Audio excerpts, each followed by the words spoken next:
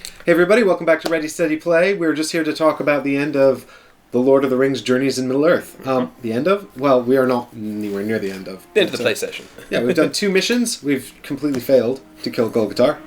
And now we're haunting their trail, but we've lost our friend and we have to find her. It's sad. At least we got to do both an exploratory mission and a... I don't know what's this called? Like some kind of combat tactical thing. Tactical and exploratory, which is good. We got to do one of each, which is fun. Even if this one was very short, because we lost. Although it would have been pretty short anyway. If I'd drawn one inspiration symbol, like this, my card draw on my 2 attacks worked out so bad. I hate to blame card draw, but if I just had one more success in here and one of these cards in the earlier one... Yeah. Ugh! Yeah, it's so close. It's enraging. So... I have played a lot of Mansions of Madness 2nd Edition, which this is sort of a spiritual successor to, in a way. Mm-hmm. Chris hasn't played it at all, so why don't we start with your first impressions? I really want to. I really want to play Mansions of Madness for a long time. So I haven't played Mansions of Madness. I'm more. Yeah, definitely. I'm more coming at it from, I suppose, a Lord of the Rings angle, I guess. A board game who likes Lord of the Rings. So I'll admit I had heard. I saw this game announced not that long ago. It was announced pretty shortly before it came out. I got super excited because I was like, "This is like a story-driven kind of like miniatures game. A Lord of the Rings game is totally up my alley. It's exactly the kind of thing." And then I watched a first half hour or so of not a let's play, but like a demo from FFG on their YouTube channel, and I also watched a review of it. And just kind of heard things in the grapevine, and everyone just got disappointed. Basically, the internet just seemed to get totally disappointed by what they saw, including myself on the FFG playthrough. And I kind of came in here thinking, "Oh, it's not good, is it?" And I can kind of see why people say that to a certain extent, but for me, it is actually really fun. I really enjoyed it.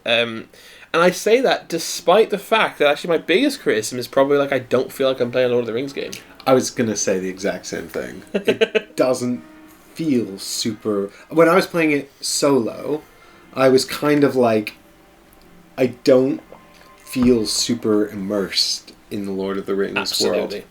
I felt immersed in our play session. I had a lot of fun. I felt we were enjoying ourselves and we were getting stuck into it. Mm-hmm. We were engaging with the systems quite well. Mm-hmm. But it could have been anything. It almost felt like generic fantasy.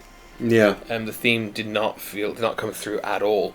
And considering that's the thing that really most of all drew me to it. I guess it's a credit to the gameplay mechanisms. However, if I look at it, I'm like thinking it's not a particularly excitingly designed game. I don't know why it's all come together in a way that I find compelling. Maybe I think it just ticks a lot of boxes for me in a jack of all tradesy kind of way. I'm a big video gamer, so the app aspect of it is actually a positive for me.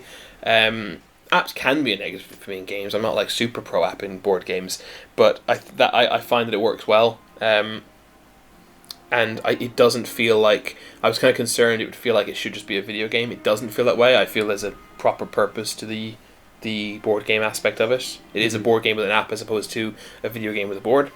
The Lord of the Rings theme, although not coming through, I still enjoy, reading. When we're reading it, it's orcs and goblins, and you have references to Weathertop, and so there's those references are enough for me to at least enjoy the theme, even if I don't feel it's coming through. So it's just another box kind of ticked off in a generic way. And then miniatures I enjoy. The artwork I enjoy. Is Graham a thing? I have heard that. Yeah, Graham. I couldn't tell you who lives there. I've definitely heard of from. Arnor. That's the name of this campaign is Bones of Arnor. I feel like I've heard of Arnor. Arnor is something really ancient. I can't remember what it is. Gandalf says he's the wielder of the flame of Arnor. I think Arnor might be one of the... Maybe Arnor's one of the Valar. I can't remember. That sounds plausible. I think he possibly is. But yeah, like I said, it just takes a lot of those boxes, and which then come together for a very pleasing experience, which I thoroughly enjoyed and would like to play more of. But it doesn't set the world on fire. But it doesn't do anything offensively badly either, I don't think. I think it's a similar. It's what I find actually interestingly. There are 2 big differences between this and Mansions of Madness, 2nd edition, and actually there are more than 2. But the 2 that I noticed most of all are the fact that the dice rolling is gone and you've got this deck of cards instead.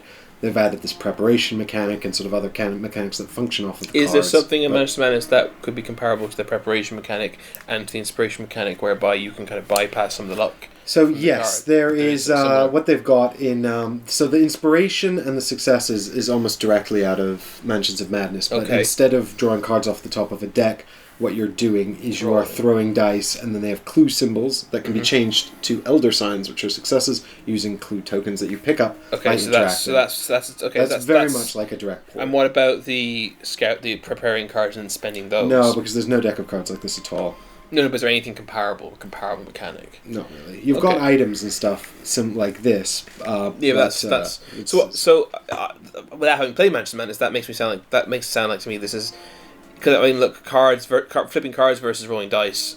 I think I prefer flipping cards, maybe, but it doesn't. They're ultimately the same thing. Oh well, whereas they're the deck of cards, like we mentioned a couple of times during this playthrough, is that because it's not an independent event. There's a deck. We were saying like, oh, that was a run of bad luck. We probably have nothing but successes left. Yeah. With dice, you would never have that. That's very true.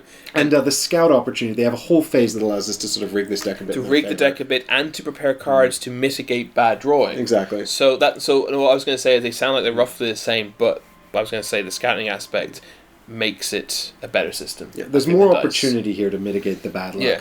But the you feel like you're playing a game more than you're just see what happens. But this doesn't feel like a better mechanic. It just feels more appropriate to this setting. It sounds better, but I have not played Manchester Madness, so I can't give an actual comparison. I don't mind. I'll tell you what I like about the dice in Mansions of Madness, which is actually that basically I find the constant scouting of this deck to be a little bit tiresome after a few rounds. I'm a bit like, I want to get back to the action phase. You've played the game twice as much as me, I guess. I thought we were doing it really quickly at one point. Once I got to use the cards, I was like, there were a few times I was like, right, great ability, success on top, crap card underneath, boom. It's very minor, but Mansions feels a bit more punchy and exciting because we're just throwing dice and moving on. Yeah, but but that's more fitting of Mansions because Mansions is entirely scenario based, and that's the other big difference. This obviously has an ongoing campaign. Was that your second point? Yeah, in Mansions you succeed or you fail, and then it's over, and you either start the one again or pick a different scenario. Yeah. Whereas in this, obviously we failed, but we're now continuing the plot, and there is an ongoing plot. Which I kind of like, actually. Which I actually quite like as well. Like I have Mansions. I have all of Mansions of Madness. So much Mansions of Madness. But I'm almost tempted to keep this because I'm compelled to find it. Like this is not, even though I don't know how long this will remain in the collection once I've completed the campaign.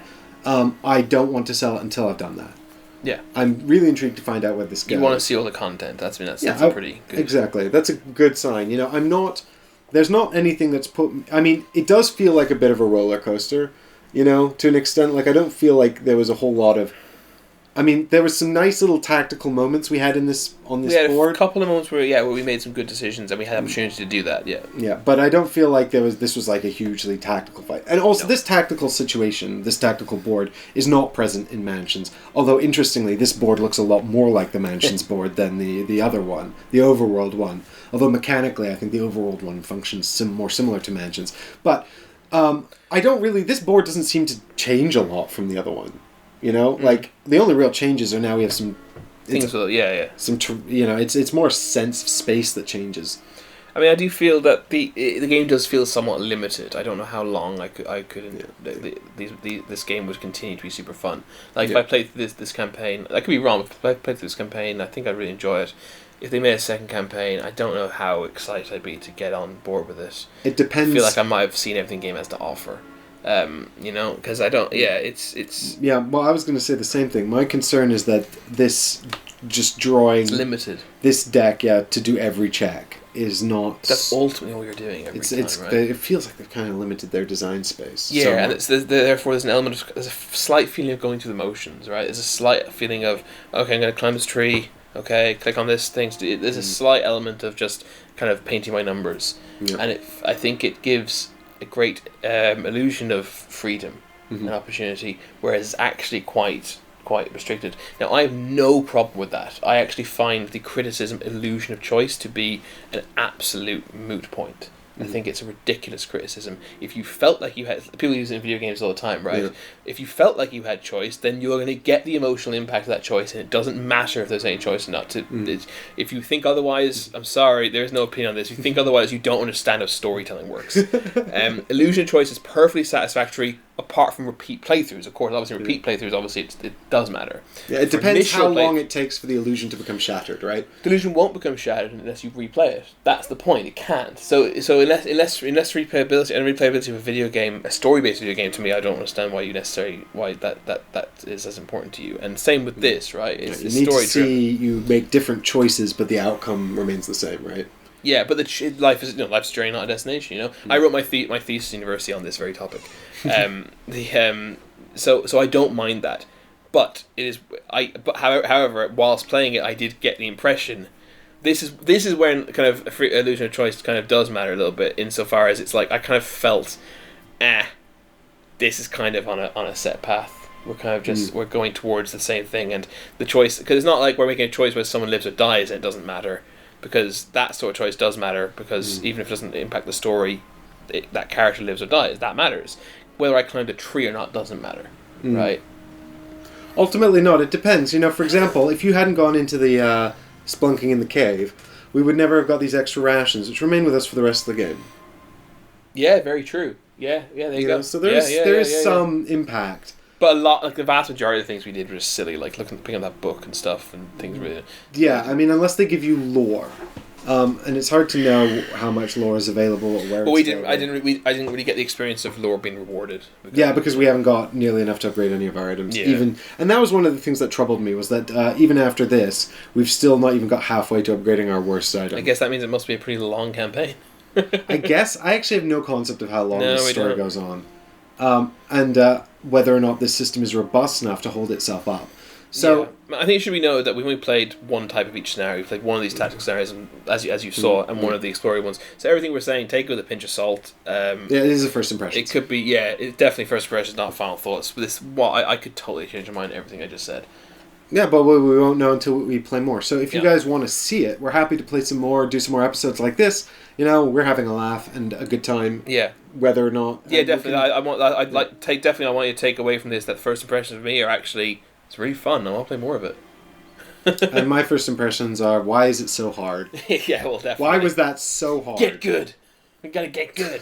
Your first impressions are positive too, right? You enjoyed it. You want to play more, yeah? Yeah, it's funny. In spite of everything, but for me, the saving grace is this campaign, right? If this campaign didn't exist, if we'd just done sort of like scenarios and they were self-contained stories and they were done, I would be like, yeah, definitely. This is a sort of a clunkier, generic fantasy themed versions of Mansions. I would keep Mansions, even without having Mansions to compare it to. I think you're right. If this is scenario based, I don't think it would engage me nearly as much. But I love the idea of like upgrading this to Andoril, adding more shit in here. Yeah. Even trying out the different roles, building and stuff. Your deck up. Yeah, true. I'm thinking like, do I want to take a different role in our next campaign? So I unlock that role for Legolas. Absolutely. So I don't get tied into one role too much. Every time you start a new role, you'll have to have the 3 basic cards before you add more of the advanced cards. So you don't. So what you don't want to be doing is changing to different roles like towards the end of the campaign. Yeah, you're spreading out too much, spreading your skills too much. Well, you're gonna because once you've unlocked a role, you can buy as many advanced cards as you want in that role. Oh, just okay for the same sort of thing, right? Yeah. So it's what I mean is that. The experience points are sort of reset every time you change a role. Got you, right. But you need to unlock that role for the very first time, just once.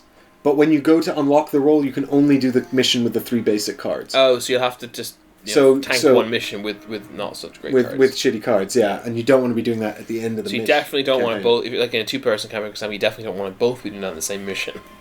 I mean, I don't know. Like, it depends how much harder the next one is. Like, I thought. Yeah, we don't have a concept of how this. Yeah, because I thought the first mission was relatively doable.